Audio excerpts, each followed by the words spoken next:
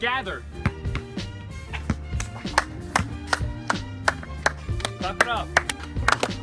If we're gonna win this Thursday night, we need to show more heart.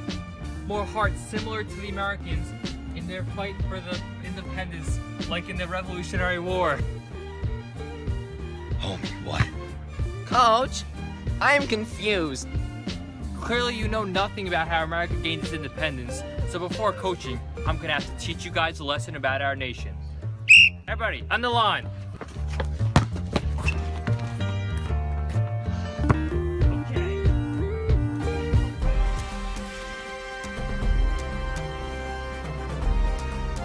Hey, what is going on, guys? My name is Derek Bansel and you are tuned into Channel 24 News. Today we finna look into colonial America and the American Revolution.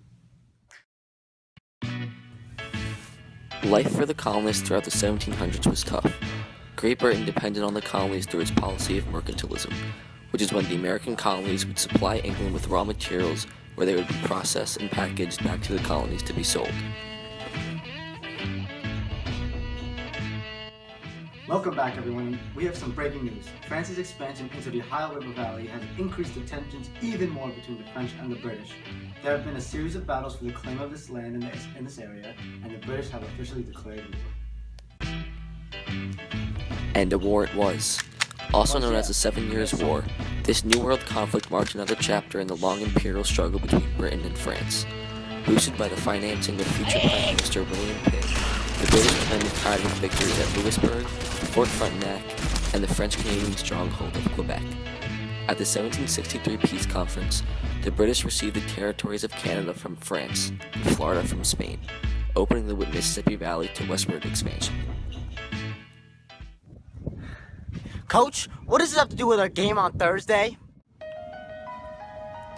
Welp, I haven't gotten there yet, Derek. Patience is key. The point I'm trying to convey here, Derek, is that we need to fight with the same passion that the Americans fought the British with. And we're back with some breaking news. Great Britain has placed the Stamp Act, Sugar Act, the Quartering Act, and the Tea Act on the colonies. The sugar was the earliest of these acts, and was the first attempt to raise money from the colonies. The British government raised taxes on all sugar exported from Great Britain to the United States, and this angered the colonists.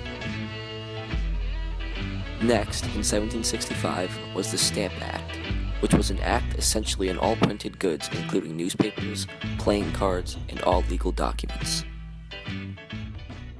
Let's go to our field reporter Patrick to see how the colonists feel about these acts. Thank you, Derek. I interviewed 2 civilians about their feelings about these recent acts, and here's what they had to say. I mean, personally, I really don't like the Tea Act. I mean, I have to pay some really high taxes on this tea. I agree. But Coach, What? I still don't understand what this has to do with our game. Let me teach you about our country! Okay.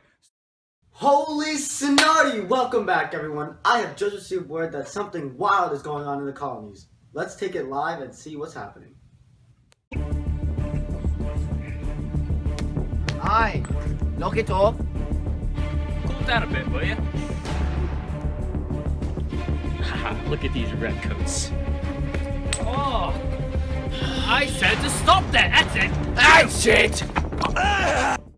Angered by the presence of troops and Britain's colonial policy, a crowd has began harassing a group of soldiers guarding the customs house. The soldier was knocked down by a snowball and discharged his musket, killing 5 civilians. What's up, guys? I'm back with more news regarding Great Britain's attempt to control the colonies. The British have just imposed the Tea Act, forcing all colonists to buy tea from them directly and with a high tax. Let's show these redcoats what their tea really means to us. On December 16, 1773, in protest of the Tea Act, Samuel Adams and the Sons of Liberty boarded 3 ships in the Boston harbor and threw 342 chests of tea overboard. This resulted in the passage of the punitive Coercive Acts in 1774 and pushed the two sides even closer to war. I'm here at Lexington Concord, where over 100 soldiers were killed. This marks the first battle between the British and the Minutemen. What will this lead to? Only time will tell. On a warm spring evening, April 18, 1775, Paul Revere rode around on horseback, warning the colonial Minutemen that the British were coming. And indeed, they came. The British are coming! Hey! The British! They're coming! British? Yeah! Coming? The British are coming! Oh no! The British are coming! The British! British! are coming! The British! Get out of here! The British are coming! The first major morale booster for the colonists was the battle at Bunker Hill. Sir William Howe dislodged William Prescott's forces overlooking Boston at a cost of 1,054 British casualties to the Americans' 367. Another thing that influenced the colonists to join the war was the publication of the book Common Sense by Thomas Paine. This book outlined all the logical reasons why the colonists should rebel against the British.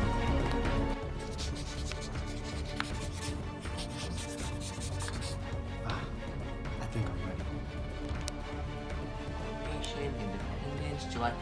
You know, I think it's good. You ready to sign this thing? Yes, sir.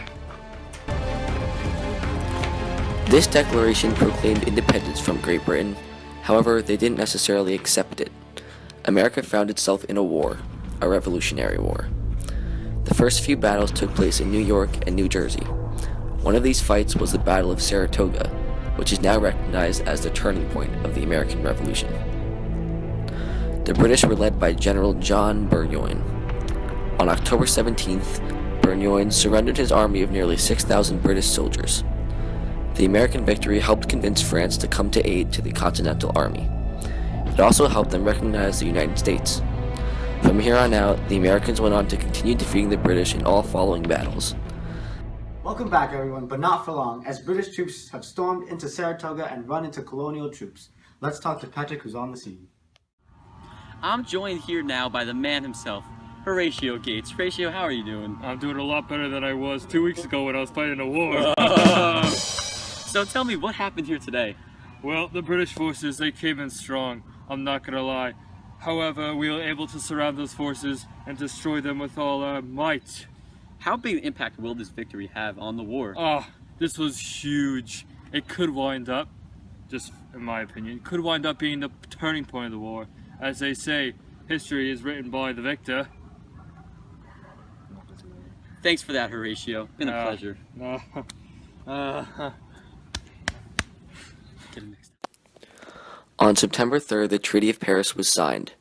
This treaty formally ended the Revolutionary War, and the British finally acknowledged the Americans' independence. Great terms, fair policies. I'm expecting a lot of good things to come as a result of this treaty. I agree to it. Wow, Coach. Now I really get what you mean when you're telling us to fight with bravery and confidence. I'm gonna be exactly like those colonists, fighting for my independence on that basketball court. Now let's win this game, fellas! That's the spirit I've been searching for all this time, Just. Now let's go, guys. Come on. Ocean man, take me by the hand, lead me to the land that you understand. Ocean man, the voyage to the corner of the globe is a real trip.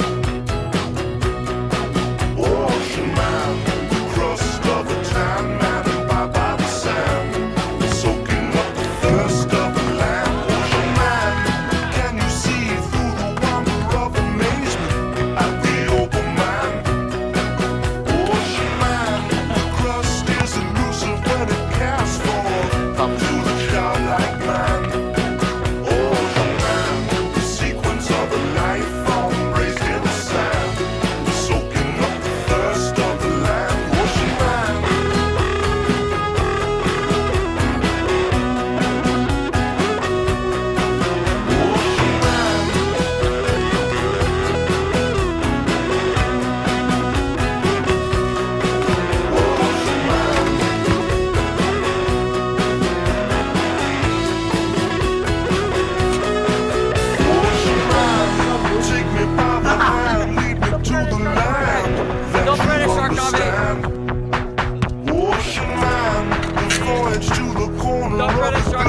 Just real Thank you. crust of a tan man and by the sand, soaking up the thirst I of don't like this. I have to pay some really high taxes on this deal.